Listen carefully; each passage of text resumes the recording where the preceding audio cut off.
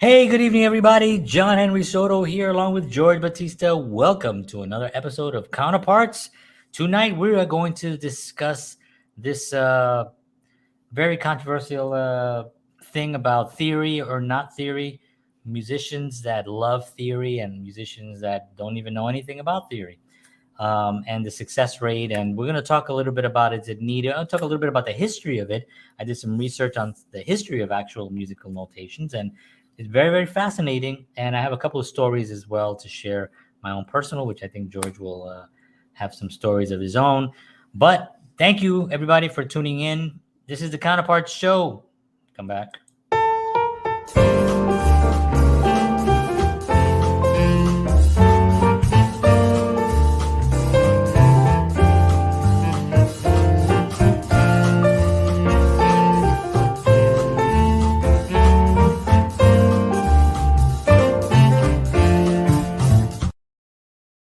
Bam.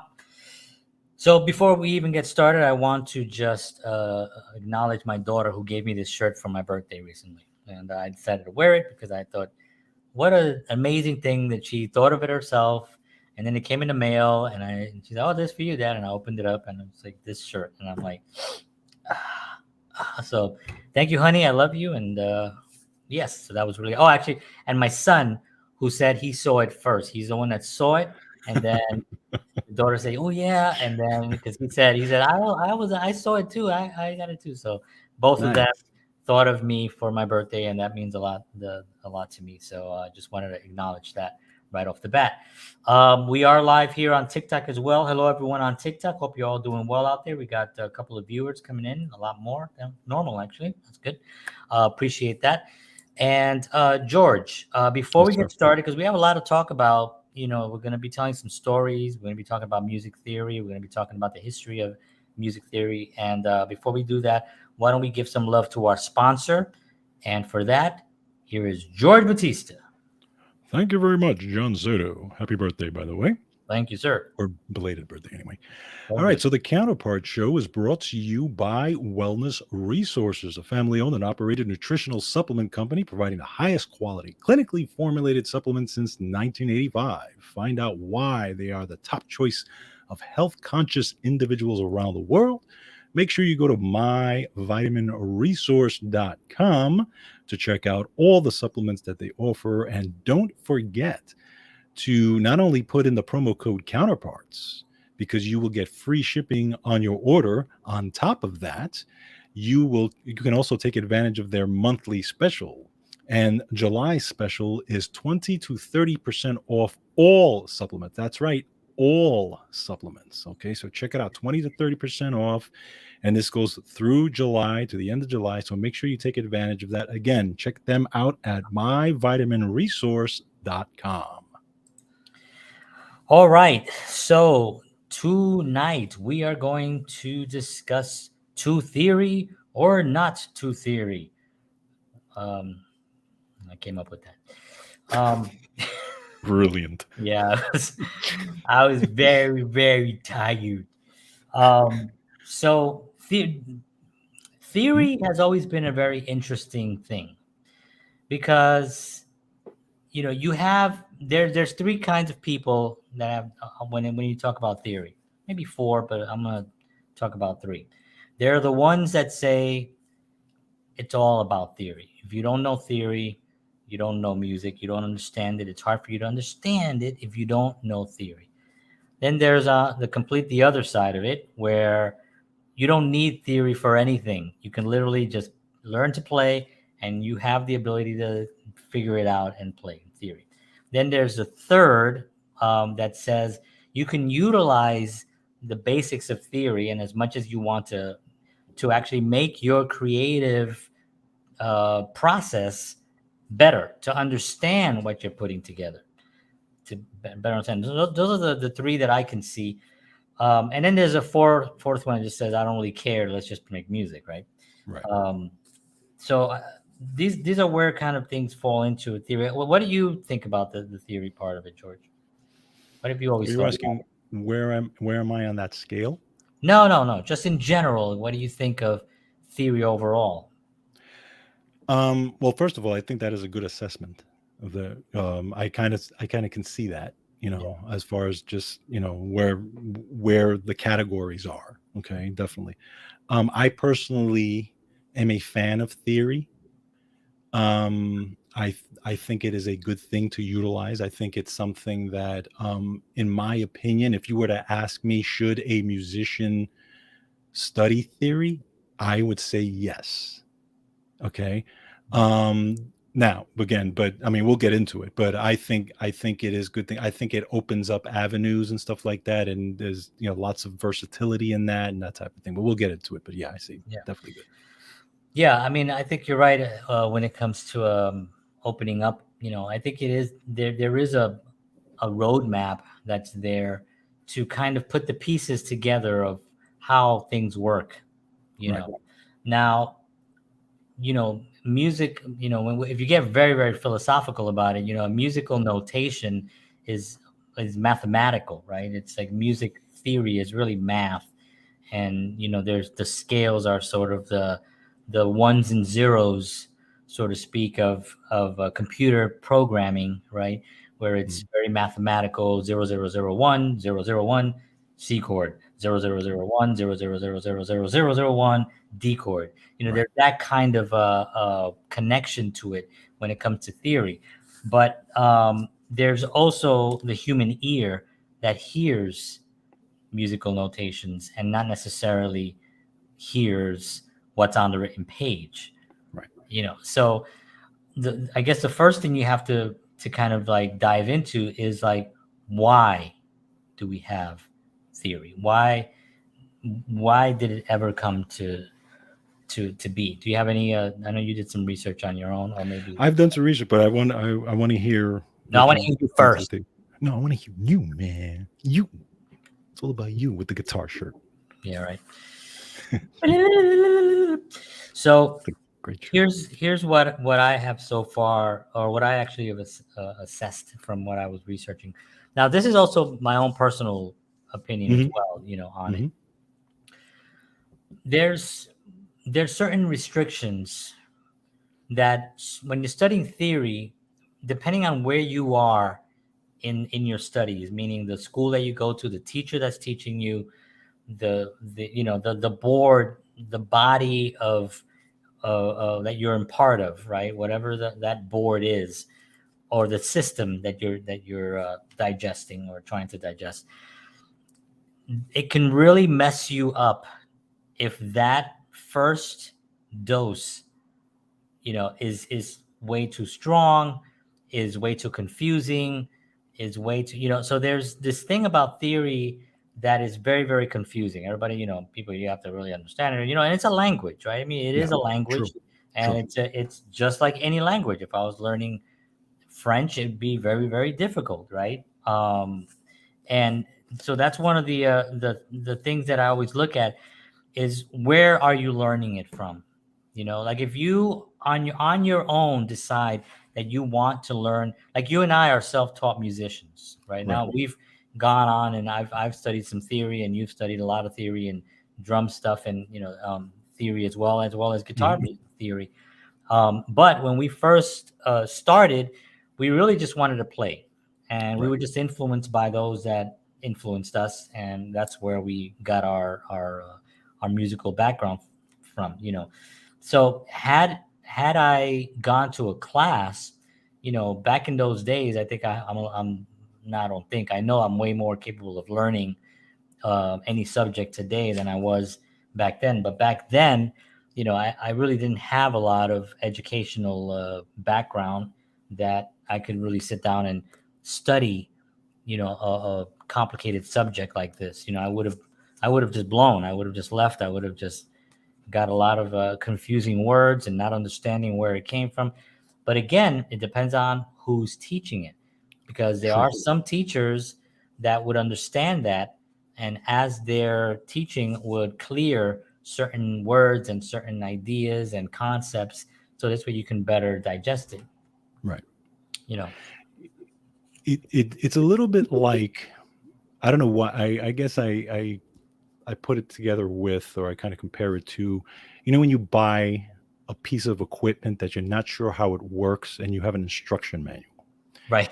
And then how many people actually read through that instruction manual to see exactly how the thing Right. works, Right. right? Some people just say, and I'm guilty of this myself, of going, I could figure this out. I don't Right. need to read the instructions, right? Right. And sometimes you do figure it out, but it takes longer depending on how complicated the thing is. Or you don't utilize all the features that it Correct. has. So then you find out there's features in 2 weeks later that you could have been using if you would have just read that Right. thing, right? Correct. So that's kind of the way I think about it in terms of that. Yeah, you can go either way, but the learning curve could be faster if you just read the instructions, Mhm. but again, there's a lot of things that it depends on, because it depends on the person themselves, because everybody learns differently too, right? Right. Not Right. everybody has a certain patience for it. And you're right, it depends on the teacher that they get taught by, if they're going to a school, right? And then, the personal side, that you do have to have a certain amount of patience when you're learning theory. It's Right. not like, you're so eager to play. And a lot of these teachers understand this with younger players as well. They're so eager to play, but they're trying to slow them down a little bit so they can understand how the theory Right. How it connects with fits what in. they're playing. Correct. So there's a lot of dynamics to it. Yeah. And I think that that's part of the dilemma that people run into when they're trying to learn, because you don't know where is the best teacher. Right. And not only that, but maybe a certain teacher might not gel with you, and the teacher might be fine, but maybe it just does not work with that particular person. So there's a Right. lot of factors that go in when someone is starting to learn music and they're going into the theory portion of it. Because if you don't have those elements in place, if you don't have the correct learning environment, you're going to leave the studies, Yeah. and Yeah. then you leave music, which kind of is ridiculous, because it doesn't mean that you can't play. It's like, I remember having the famous, what are they called, those books, the Bay, the Oh, I know yeah, what you're talking about. whatever those famous Yeah. books are. Yeah. I remember getting those when I was a kid, and Right. opening them up and pretty much just falling over. Like, Yeah. I did not understand one thing about it. Um, and the sad part is that, you know, um, a lot of people just don't keep, they don't keep going. I kept going because I love music, so much that it was not like I was ever going to like not do it, Mhm. and the books were, I figured out, I saw my uncles playing when I was a kid, and I realized they don't even, some of them, not my family, they came from Puerto Rico, and a lot of them weren't educated, so a lot of them really couldn't really read that well. So Yeah. I know that they didn't study theory, but here they are playing really well. So that was my thing, seeing like my uncles playing guitar so well. Another Mhm. thing was, you see, musicians like Stevie Wonder and Jose Feliciano, and these guys that were blind, but composed like amazing. So Mhm. they weren't reading, although there's Braille and they could probably Yeah. study within Braille and stuff. I don't know if they did that or not. I do know that from a very young age, Stevie Wonder was just doing it. Oh, yeah. He's just Yeah. 10 years old, performing and playing and all that stuff. So there is that element of it as well, that you have to, especially, and I think this is good for parents that have children that are interested in music. Really, really, really pay attention to how they're learning. Really pay attention to what they're interested in doing, because maybe they're not interested in reading the books right now. Maybe they just want to pound on the piano or just strum on the guitar and just kind of feel it and get the idea of it.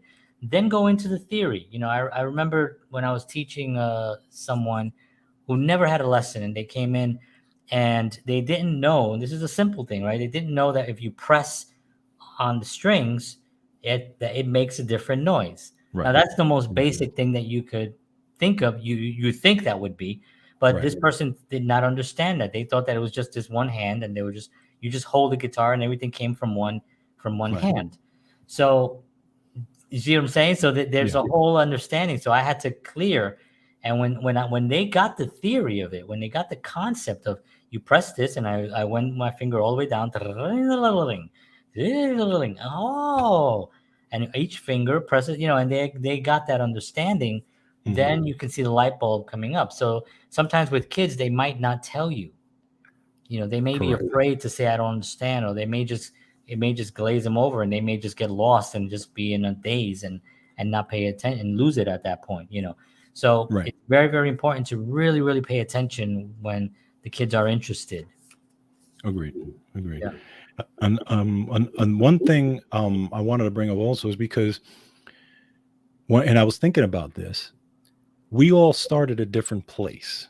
Even Right. if we've never played music before, we still start at a different place, right? Right. Because for me, and you know me because you've known me from the beginning, right? I took to it very quickly, right? And part of that for me is because it was kind of already inside me. If my Right. uncles were, I have uncles who were musicians, and that side of the family had it. And not only that, the ear Right. was just there. Yeah. Okay, And so yeah, you got the concept way early. I did too, actually. I just understood it, right, how it exactly. works. Exactly. Yeah. And we figured it out. And I'm like, oh, this is not that difficult. Okay. But Right. now I think about, now again, this is a person I listened to music all my life as a kid. I sang to the music, but I was always able to remember the music, but actually playing it was another thing. And then I said, oh, I could even play it too now. And I can remember it and play it. But then I look at, you know, and this is what I was thinking about. My wife, right? My wife has never played an instrument in her life. She just likes music, but zero musical talent or in her family at all, too. Nobody's ever played.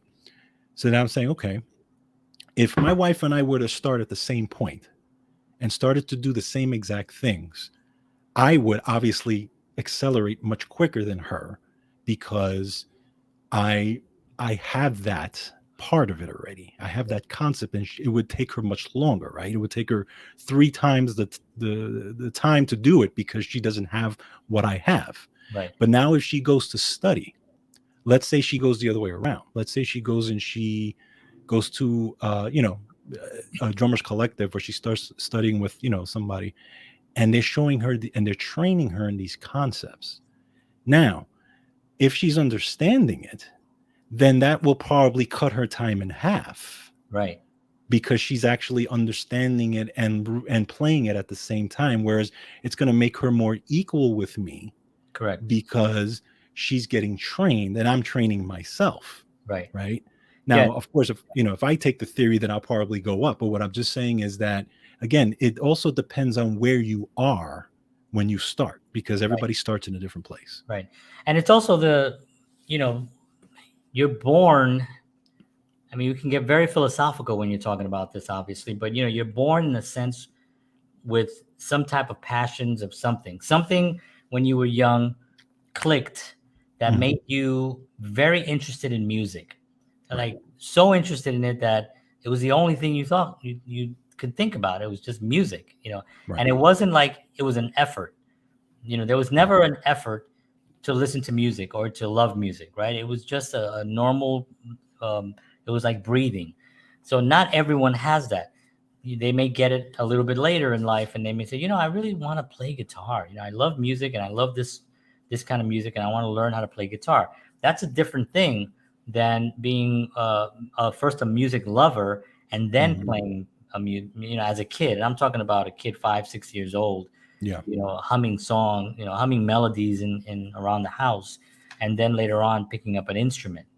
Right. So this is why I say that it's really important that you really focus and pay attention to what your kids are saying and doing, the Mhm. ones that are interested in music early on, because that's really when you want to get them. You want to, I like agree. I did it with my kids. My daughter wanted a keyboard. She wanted to learn to play, so I went out, I bought her a really nice keyboard. I bought her, and she played it for a little bit. I got her some classes and stuff, but then she got tired. I Yeah. didn't force her into it. I Mhm. said, okay, fine. She doesn't want it. It's not there now, but at least I gave her the tool to try it. Right. My son is interested in guitar now, so I have a guitar that I've had for many years. You would probably remember the Rock Axe guitar. It has no pickups and no strings, but he wants it. And he's only 6 years old. He's going to be 7 in a few months, but it's still a little bit too big for him. But I told him, this is yours, and we're gonna get it up, and and he's all excited about the fact that it's gonna get up and it's gonna go. He's gonna start playing, and he's gonna get up on stage. He's seen me do it now, and he's excited about that. Give them that, Yeah. that opportunity. And then when you're talking about theory and you're talking about that kind of thing, then you have to sit them down and say, okay, do you want to learn what music is? The science of music. Right. And some people really don't. Some people don't. Some people really just want to play music. They just want to play. And if you learn 3 chords, if you can learn, we talked about this at our last show. You learn 3 chords, you can pretty much play 1,000 songs if you just know 3 chords. So you just got to get your fingers to learn 3 chords, and you can do it. So that's part of the thing that I really want to emphasize for anyone watching is that, please, when your kids are out there and they're interested in music, really pay attention to what they're asking, and if they have a teacher, see what the teacher is addressing, and if they're confused about anything, make sure that you clear up, especially words. Right. Clear up what words mean, because there's a lot of words in theory that really don't mean anything to someone, if you don't really clear it up, Right. And I think that that's really an important thing to look at. So I want to dive in a little bit to the history of it and why. So one of the stories that I tell is that I was at a workshop, a music workshop, with bass player legend Billy Sheehan. And in this workshop, I remember somebody asked him about reading music, and he's like, I don't read music. Now, this is a guy who's played with, like, Chick Corea, the greatest, musicians ever. He's right now, he's with the Winery Dogs, touring and everything. Bass player for Mr. Big, and they're doing a tour coming up now. I think their final tour, actually. So this is a very, very accomplished, legendary bass player who, and then he said something to us in the class. He was like, the reason that it existed, the reason that it actually ever existed as a thing, was because if George and I come up with a song today, and we don't have anything to record it or put it down on paper, we don't do anything, when we come back again tomorrow to try to play that same song, there's a pretty good chance that either I'm going to forget some parts, George is going to forget some parts, and then we're not going to be able to continue moving forward on or it'll be a different song, and it may not be that initial thing. So, 500 years ago, right? Approximately, I think there was actually evidence of things that were even older than that, music wise. But approximately around that time, somebody said, okay, if Mozart's writing a piece and his pieces are complex, and Bach and all these guys, it's very complicated to come back the next day and do it again. So they needed to come up with a system. Now, the system that they came up with had a lot to do with the actual words themselves. It had to do a lot with the syllables of the actual words in the actual song itself. So they kind of derived from that. So when you see these little checks, they were really almost syllables between the words, and somehow that evolved, right? And we're going to talk a little bit about that. It evolved into what it is now. One of the first and oldest, I don't know if you've heard of this before. It's the word is kind of hard to pronounce, but I'm going to butcher it here. Cantatorium. I guess it's not that hard to. It's the Cantatorium of Saint Gall. So this was like one of the oldest completed music manuscripts with notations on them. And the way they had it was they had the word, the word, the vocal word, and on top they had these little symbols to separate the what did I just say earlier? The syllables? The syllables from each word. Right. So I thought that was like really fascinating. Yeah. So they have this, and you can watch this, and it was around 922 to 926, 900 back then. So now of course there are older stuff like there's actual hold on, why don't I just look at my notes, right, instead of trying to remember everything. So there are actual older tablatures that existed about 2000 BC. Mm. Now, that's controversial in itself, right? So 2000 BC, they found these tablatures that had these musical chords, what they called chords on them, which are basically the instruments that they had back then.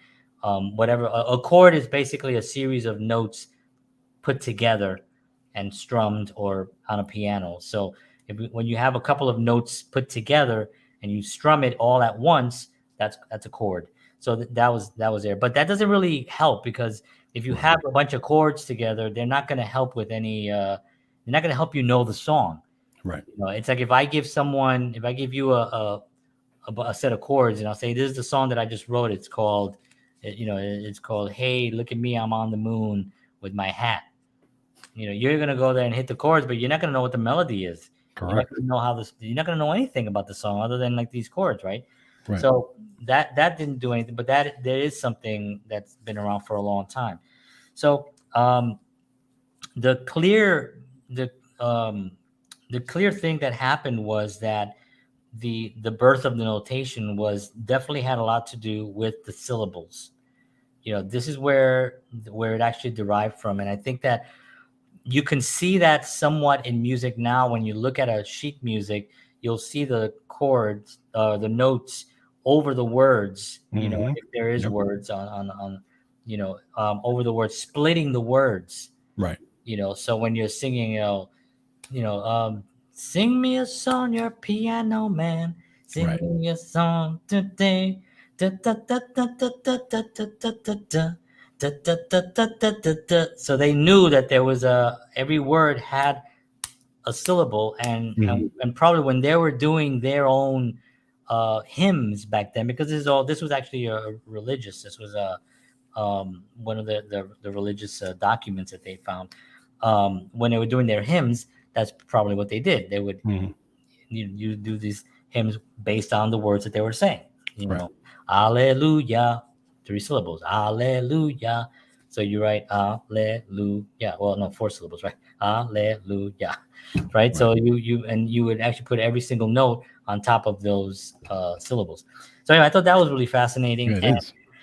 It's something that's really needed in order for people to remember what they came up with. Correct. But that's part of the thing, is right, because you think about it when you're trying to, even if you're trying to play somebody else's song, sometimes if you're learning pieces to the song, and you can go back to Beethoven stuff, you can go back to that complicated, the sonatas and all those types of things. Trying to learn those pieces is ridiculous, and you're not going to learn it in a couple of hours. It takes a long time to learn this stuff, lifetime right? of work. Exactly. So you try to learn. Yeah, I mean, you can pick up where now you have that in front of you. You can pick up, okay, I know this piece, I got to get this section here, I got to get this section here, and it's all notated, versus you literally trying to do it by ear and saying, okay, where did I pick up? Or, it's a whole different ball game. Right. So there is that piece of it as well. And I'm just stating it in terms of, let's say we just want to learn somebody's music as well, which I think, and we can talk about that as well, which I think is very important too. Yeah. Okay. And I know you and I sometimes differ on that concept, but I think there's an importance in there as well. But yeah. I mean, I think part of, you mean like to do covers? Well, not necessarily covers. I mean, not like playing in a cover band necessarily, but learning someone's music, right? To learn how they put the music together, to learn, and also to me, it also makes you better. Especially if you're learning somebody else's music that's a little more complicated than what you're used to, right? Yeah, I think probably where I differ on things is not necessarily learning people's music, because I do love to see how they did it. I think for me, it's sort of like the cover band kind of thing of going out and playing some of these songs. Now, unless you are a bona fide tribute band playing tribute to an artist, right, and you're really taking the time, but I do like it when an artist takes a song and kind of makes it their own and kind of adds certain things to them. I do like that because I think that that's part of adding, it's adding a flavor to Right. something that's already great. Now sometimes you can ruin it, so you have to really True.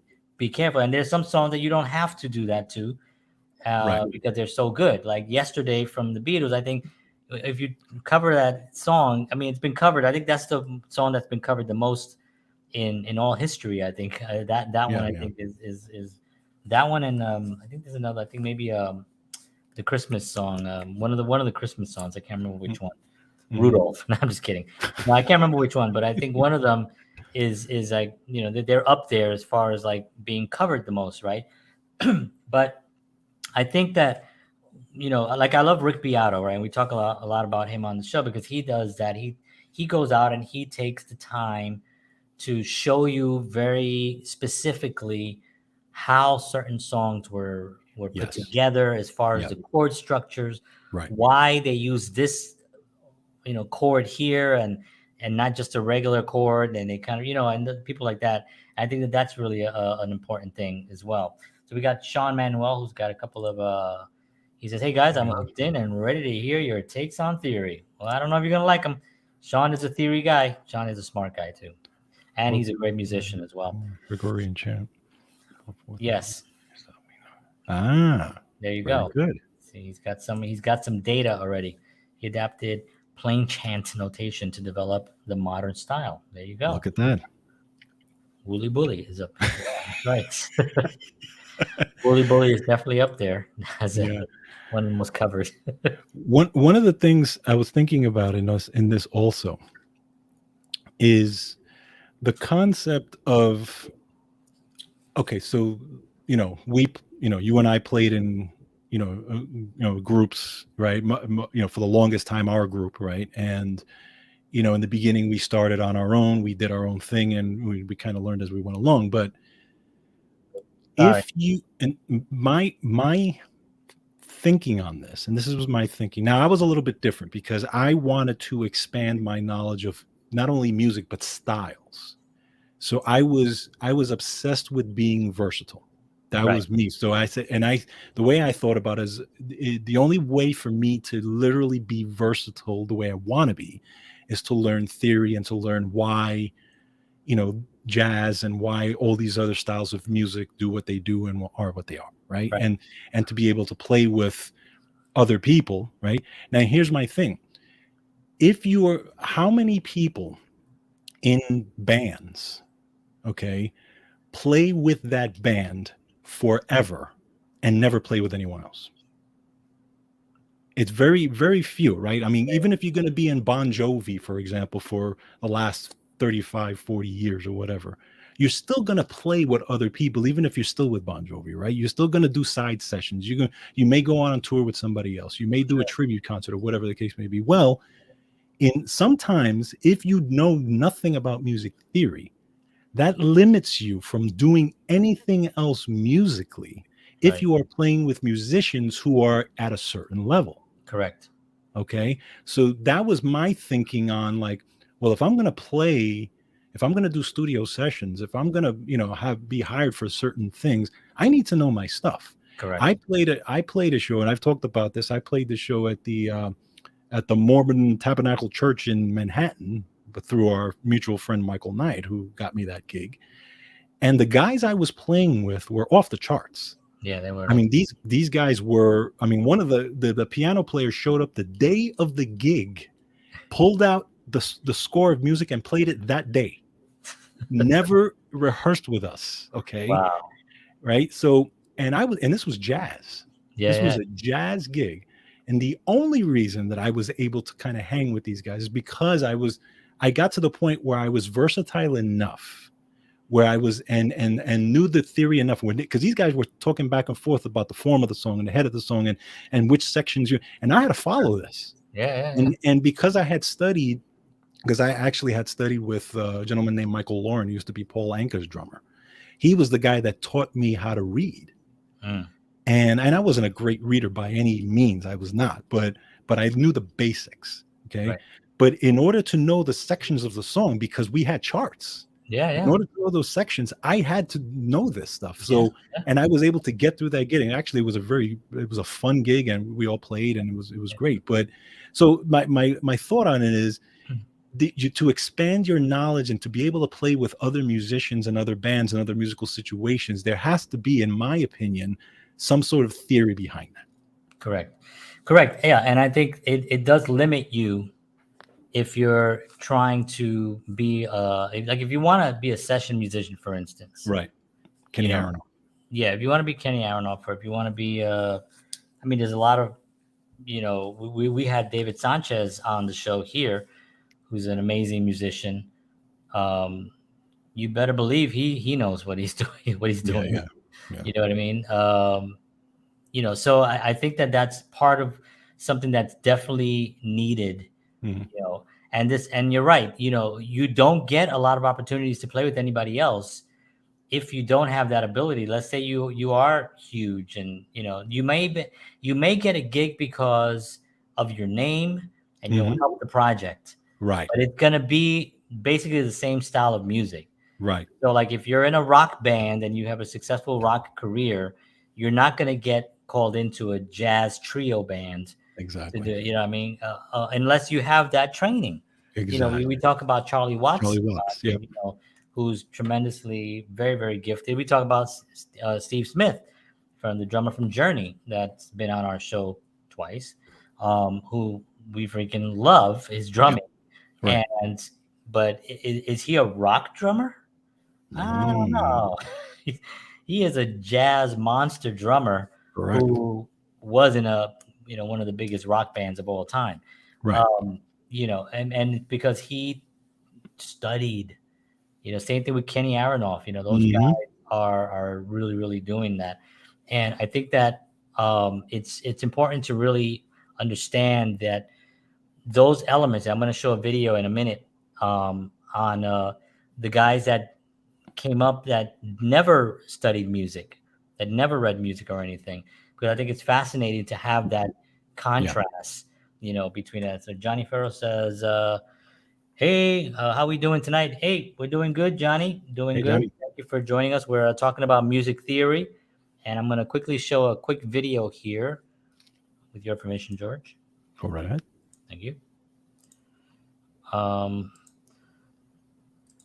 Okay, so this is this is up here. It should be over here. Okay, so let me get this to the point where to here. So we all know who this guy is. Oops, hold on. It's hard for me to remember any notes because I'm constantly trying to create other things. That's why I make a lot of mistakes. Do you read music? No, not at all. Yeah. And you don't read music? I don't know. Oh, you got a problem with that? No, but it's quite amazing. You have to mention it in front of all these people. I mean, you're one of the most successful songwriters of all time, and you don't read music. No, as long as the two of us know what we're doing, i.e. John and I, we know what chords we're playing, and we remember the melody, we don't actually ever have the need to write it down or to read it. And the funny thing is, I never learned how to read music. And I fooled the teacher. I was just blessed with good ears. I'd watch his fingers and emulate what he did.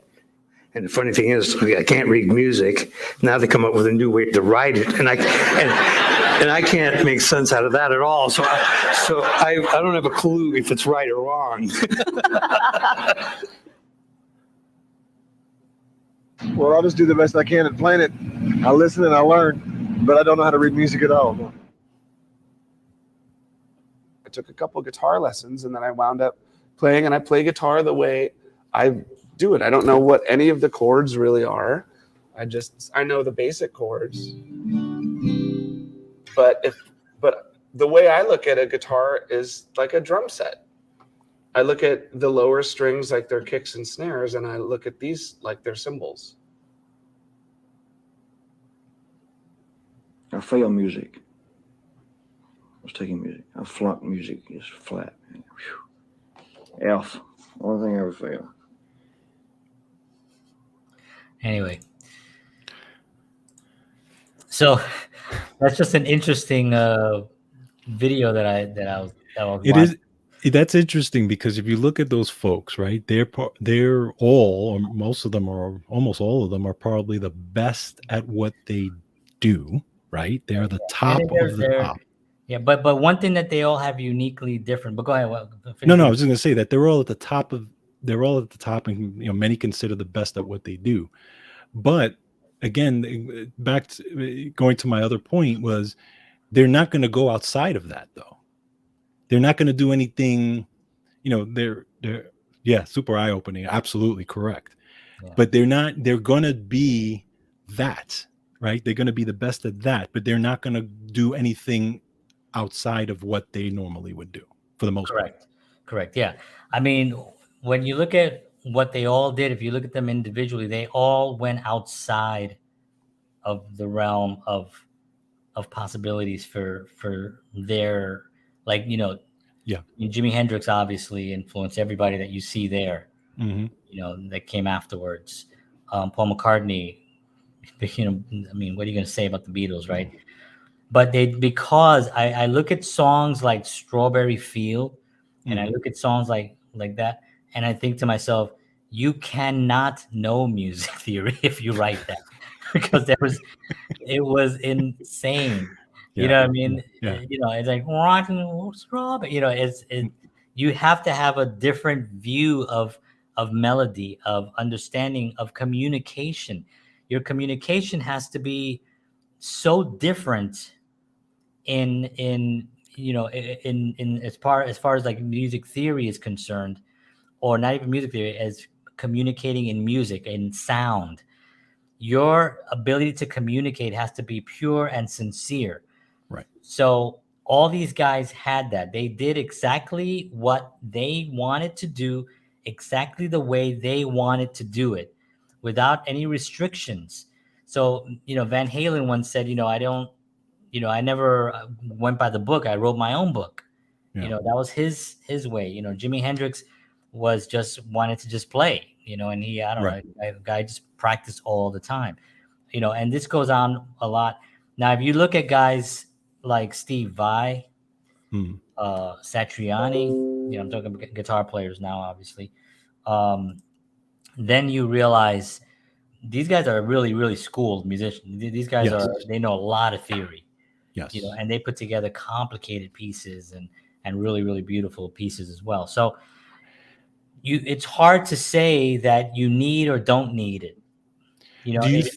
I think it's just the communication has to be sincere, and it has to be your communication without any suppression on your lines, without any of your own barriers that you can, and without any misunderstoods. Because if you're learning to read, and you suddenly run into something that confused you and you don't know what it means, but you try to keep going, whatever you do, keep going, is not going to be as good. Correct. Agreed. That's the thing. Absolutely. Now, here's one question I have. Those guys, I don't think it's a stretch to say that they were pretty much born to do what they did. Pretty much. Right? Pretty much all of them, right? They literally, they all had the gift. And then this is kind of goes to my point earlier, is if I'm learning something by ear versus somebody who doesn't have that same ear, we're going to learn differently at a different pace. These guys all had it. You could see that they were all gifted. Every single one of them was completely 100% gifted. So it's very easy. I think it would have been, it's easier for them to ascend to that level because of that gift. And then like you said, the communication and everything else that goes along with that, versus if they didn't have that gift and they had to learn it from, reading music, would they have been as successful? I mean, it's hard to say, because right now there are a lot of musicians that maybe don't have that legendary status, but are very successful, who don't read music as well. There's a lot of them that are out there. I think that there's an argument to be made on all of those sides. Right? The legends were born. They weren't born legends. They weren't born playing. Correct. They weren't born knowing how to do something. They were born and learned. You know, Jimi Hendrix was not born playing guitar. He had to pick it up. He was playing a broomstick, and his dad saw Yeah, it. but something told him to pick that up, is what I'm Correct. saying. But it's the same thing like you and I. Something told you to take that basketball as a bass drum on the back of a seat and hit it when we were kids. Right. And figure out, right, that the basketball on the ground that you were hitting with your foot is the bass drum. Right. The back of the seat is the snare. Right. You just had that understanding. I used to take shoe boxes and put rubber bands around them and strum the rubber bands. And I knew that if I stretched out the rubber band, the tension would make the string lighter. Right. So by the time I got a guitar, I already understood the concept because I had that already as a kid. You know, I just had something told me to do that one thing. Yes. You know what I mean? And it's the same thing with all those guys in that video. And there's countless others as well. You know, Sean says that this piece here is one of his favorite complicated pieces from Elton John. He's classically trained. Yeah, Elton John's a perfect example. Elton John and Billy Joel, right? Right. Those guys know music. You know, those guys their pieces are very, very well orchestrated. They understand it, and they're both legends. You know, so again, I think it's just one of those. At the end of the day, right? You know, it's all about playing music, right? It's all about creating music, and of course. I think the reason that George and I wanted to even cover this subject was because there is such a there's a negative thing on both sides. Those that are very, very musically trained look down on those that are not, and those that are not musically trained look down, or not down, but just look down at those, saying in a way that they can't improvise, which is something that I hear a lot about. People who are very, very trained cannot improvise. Correct. Is that true? I don't know. All I know is that Chick Corea, very trained, and no one can tell me that he cannot improvise. True. That dude was incredible. So, you see it a lot in orchestras, like, because in a lot of orchestras, specifically in that type of music, where they're more trained to the paper. Because these pieces that were written, like, what are you gonna do? Improvise on Mozart? Right. You know what I mean? It's not like, you know, you can't really, you know, what are you doing? I just thought I put something myself. I just came up with this last night, you know. Yeah, but what I'm saying is, even like in the horn sections, or even, you know, I mean, there's these horn sections in music. Like, if you take some of those horn players and you put them in a band where they actually have to improvise, sometimes they have a problem. Sometimes they can't do that because they don't have a sheet of music in front of them. Yeah, I just had that experience with someone recently on a keyboard who just had trouble improvising. Yeah. You know, like, just can you give them the music sheet and they'll play everything perfectly, but you tell them, all right, take a solo here. What? You know, there is something there, you know. So it's fascinating though when you think about it, because, like, what is it? You know what I mean?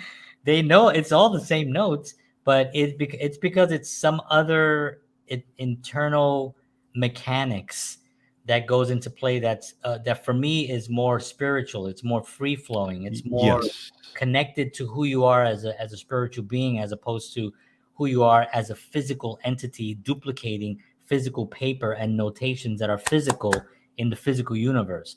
So when you're there, when you're here and not out here, you can only play what's here. Now, if you can do both, right? Like Chick Corea and Elton John, and we talk about, you know, people like that. When you can do both, then you have something that's really, really special, where you can, you know. And I don't even know if I'm assuming Elton John can improvise. I know I've seen Billy Joel improvise. Yeah, you know, he's great. You know, but it's kind of like, it's communication, because music is communication, talking is communication, right? So it's like some of those people who cannot, when they're having a conversation and they're on something like a platform like this or getting interviewed, they could barely say a word. Sure, like, you know, actors. There's some actors that you see them on screen. Yes. And they're so dynamic. I mean, Robert De Niro is a perfect example, right? He's like one of the greatest actors of all time. Right. You put him in an interview and he's like, yeah, a little bit. Yeah. They just, Yeah, we had a Does- good time. We had a good time. Yeah, it was Yeah. good. It's fun, but then you get some other actors that are maybe a little bit more who are great at just off the cuff. Ryan Reynolds or Mhm. well, I guess Jim Carrey, but he's a comedian, so he's Comedians are that different. way They're anyway. a different type of Yeah. humor. Denzel Washington is very interesting because Denzel Washington is a very good communicator. Yes, he You know is. what I mean? Like Yes, he he's is. just like when he's talking and being interviewed, you're really getting something powerful from what he's saying. He's very thought provoking, as well as Anthony Hopkins as well. Mhm, mhm. But there's some actors that just come out there and they are actors. Right. Give them the script, they read their lines, they do an amazing job.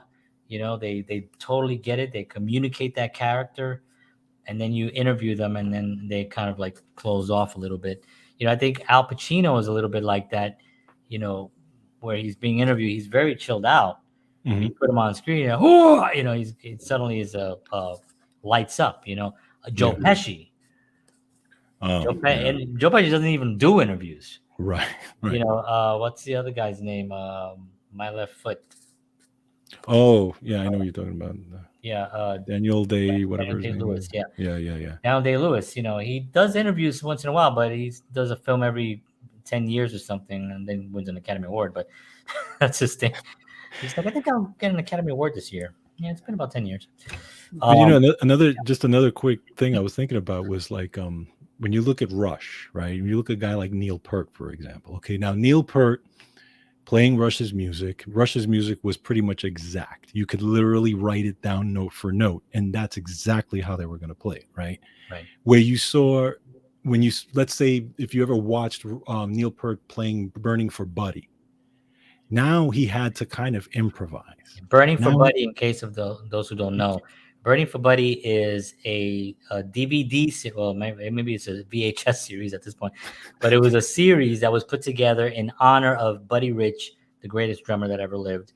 And it was drummers like Neil Peart and Steve Gadd and Dennis Chambers and I can't think of it, Dave Weckl. Yeah, all those guys were there. So, and that's a series. So that's what George is talking about. Yeah, so, it's a great series, by the way. If you guys are very interested, if you haven't seen it, I'm sure it's on YouTube. But it's on YouTube. You see Neil Peart playing jazz, and he's swinging, and it's like, holy cow! That was the first time that you and I ever saw that. Like we had Correct. George and I were Rush fanatics, and suddenly here, George says, "Oh, he's in this thing, for Buddy Rich." We knew Buddy Rich, obviously, but we had no idea, and we thought. I was thinking in my head he's gonna do a rock song, right. Right. But man, was off on that. Yeah, no, he was swinging, and he wanted to do it by design because he wanted to stretch himself as far as learning how to swing and that type of thing. Yeah. Now, to be fair, he's in there with guys who do this for a living. The Dave Weckls of the world and all these guys who are like, this is all they do. Yeah. So he's in there with them and he's holding his own with them. But again, it's Neil Peart as and again, he's one of my gods. Okay. But I think he's played on maybe one or two. I know he played on a Jeff Berlin record besides Rush. I don't know if he's done any other stuff besides Burning for Buddy and that. He was very much into what he did. Exactly. He was that. Jazz. Exactly. Yeah. Whereas you have the guys that were more versatile who play jazz for a living. This is what they did. Right. Obviously, it's a whole different ball game. Okay. Right. But it was just very interesting to see him doing that and having to improvise. Yeah. Versus playing a Rush song note for note. To see him do that, very interesting. Yeah. And you have to also understand that he was even at that point, he was invited.